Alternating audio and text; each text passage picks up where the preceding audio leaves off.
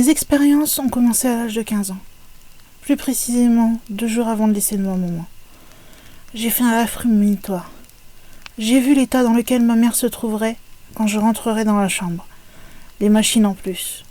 Et aussi les personnes présentes dans la pièce. 2 jours après mon arrivée dans la chambre, tout était exactement comme dans mon rêve. Ma deuxième expérience fut quelque temps après. J'étais en cours devant ma feuille d'exercice et soudain je me suis sentie mal. Et vraiment très triste d'un coup. Puis j'ai vu le visage de ma sœur sur ma feuille. À la pause de midi, je lui ai tout de suite envoyé un SMS pour savoir si elle allait bien. Et je lui ai expliqué ce qui s'était passé plus tôt. Elle en a été surprise car en fait cette sensation de tristesse venait d'elle. Car elle a voulu partir elle aussi. Puis elle a pensé une fraction de seconde à moi.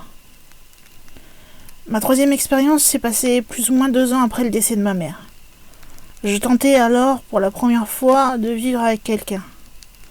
En visitant la maison de mon ancien compagnon, je me sentais observée, surveillée dans chaque pièce. Cette sensation a empiré en allant voir la cave. J'ai senti comme une sensation d'étouffement. À cette époque, je n'étais pas asthmatique.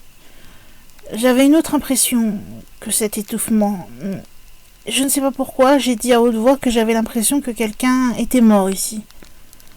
Mon compagnon de l'époque m'a regardé, surpris, et m'a dit « Comment tu le sais ? Le premier propriétaire s'est pendu là où tu es. »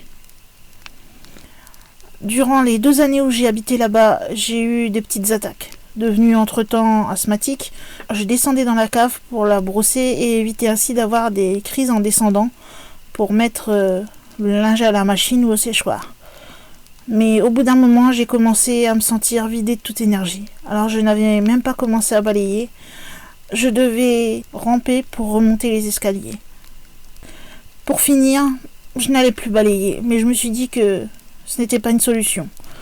Donc je suis descendue le lendemain avec mes ustensiles de ménage et ai dit une fois arrivée en bas que je ne voulais aucun mal, que je voulais simplement garder propre cette pièce, c'est tout.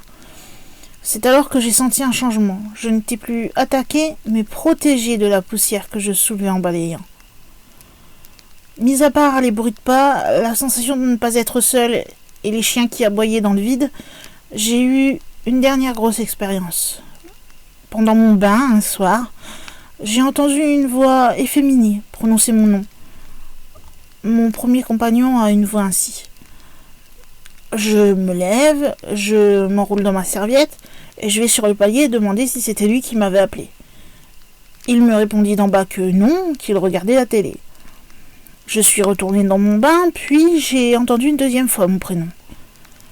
Je me relève, je redemande s'il m'a appelé et il me répond que non. Je demande si à la télé, un des personnages de l'émission qu'il regardait aurait pu avoir le même nom que le mien ou un prénom qui ressemblait au mien. La réponse a été toujours négative. Donc je termine ma toilette et je entends une 3e fois mon prénom. Mais cette fois c'était son diminutif qu'utilisait le plus souvent ma mère.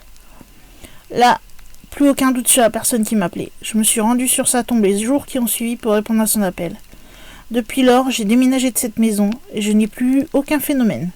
Juste la visite de temps en temps de ma mère, qui me le fait savoir car à chaque visite je peux sentir une odeur de muguet et d'orchidée, qui étaient ses fleurs préférées.